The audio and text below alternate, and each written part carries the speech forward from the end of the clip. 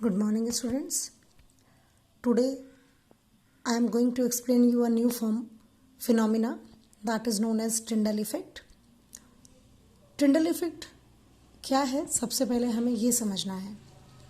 Tyndall effect का मतलब होता है कि जब कोई भी लाइट की रे एक जगह से दूसरी जगह जाती है तो उसके पाथ में जितने भी ऑब्स्टिकल्स आते हैं उनकी वजह से वो फैल जाती है, स्कैटर हो जाती है.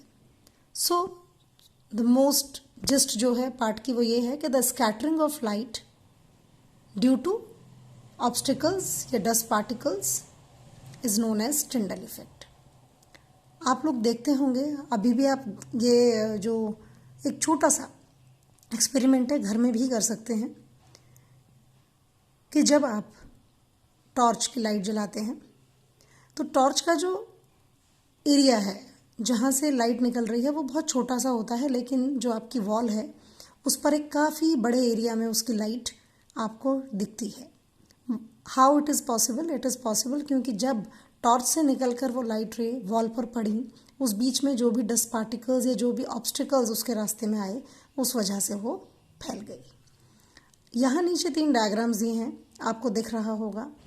सेकेंड वाले डायग्राम में देखिए, पिक्चर में देखिए, विंडो से जो लाइट रेज आ रही हैं वो अंदर काफ़ी बड़ा एरिया कवर कर रही हैं and that is due to scattering of light. So what is Tyndall effect? कि when a beam of light is pass through a colloidal solution, the colloid particles scatter the beam of light and the path of light becomes visible in the solution. This effect is called Tyndall effect. Tyndall effect can be seen when light enters a room through a small hole due to scattering of light by the dust and smoke particles. Tyndall effect can be seen in a dense forest due to scattering of light by water droplets in the mist.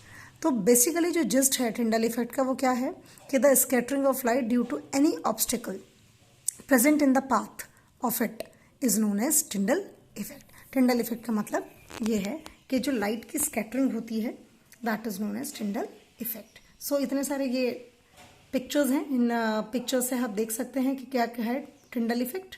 Now the next topic is saturated solution. Saturated, this word saturated means भरपूर एक तरीके से, मतलब उसके बाद उसकी limit ख़त्म हो जाती है. तो सैचुरेटेड सॉल्यूशन का मतलब क्या है? सैचुरेटेड सॉल्यूशन का मतलब है कि आपने सपोज कीजिए 1 गिलास पानी लिया, उस 1 गिलास पानी में आपने पहले 1 चम्मच चीनी को डिज़ोल्व किया, फिर 2 चम्मच डाली, फिर 1 और चम्मच डाली, फिर 1 और चम्मच डाली. जब तक डालते रहेंगे जब तक कि वो घुलनी बंद ना हो जाए, और जब एक बार जो शुगर है वो डिज़ोल्व होनी बंद हो जाएगी तब हम कहेंगे कि ये जो सॉल्यूशन है ये इस टेम्परेचर का सैचुरेटेड सॉल्यूशन है. क्योंकि सैचुरेशन जो है हमारा वो टेम्परेचर के बेसिस पर चेंज होती जाती है. आप जैसे जैसे टेम्परेचर बढ़ाएंगे वैसे वैसे ज़्यादा सॉल्यूट डिज़ोल्व होगा. घर का ही एक एग्जांपल ले लीजिए. गर्मियों में हम शेक्स बनाते हैं या कुछ भी करते हैं, ठंडे दूध में हम चीनी को घोलते हैं, वो जल्दी से नहीं डिज़ोल्व होती, लेकिन जब हम गर्म दूध में चीनी को डिज़ोल्व करते हैं तो वो आसानी से डिज़ोल्व हो जाती है. तो what is saturated solution? A solution in which no more solute we can dissolve at that particular temperature. हम उससे ज़्यादा सॉल्यूट उसमें डिज़ोल्व नहीं कर सकते उस पर्टिकुलर टेम्परेचर पे, उसको कहते हैं सैचुरेटेड सॉल्यूशन. सॉल्युबिलिटी क्या है? कोई भी सब्सटेंस अगर किसी भी सॉल्वेंट में डिज़ोल्व होगा तो हम उसको कहेंगे कि सॉल्युबिलिटी है. जैसे कि solubility of a substance is the amount of the solute, कितना डिज़ोल्व हुआ है एक सैचुरेटेड सॉल्यूशन में सब्सटेंस के, that is known as solubility. अब अनसैचुरेटेड सॉल्यूशन क्या होता है? अनसैचुरेटेड का मतलब है जो कि पूरी तरीके से सैचुरेट नहीं हुआ है, मतलब उसमें हम थोड़ा बहुत सॉल्यूट और डिज़ोल्व कर सकते हैं उस पर्टिकुलर टेम्परेचर पर, उसको कहते हैं अनसैचुरेटेड सॉल्यूशन. अब हम प्रिपेयर कैसे करेंगे सैचुरेटेड सॉल्यूशन? तो यहाँ पर एक मेथड दिया गया है. 50 ml बीकर पानी लेंगे, एक बीकर में 2 beakers, add salt in 1 beaker with continuous stirring till no more salt dissolve in it. Similarly, add sugar in the other beaker with continuous stirring till no more sugar dissolve in it. We get saturated solutions of salt and sugar.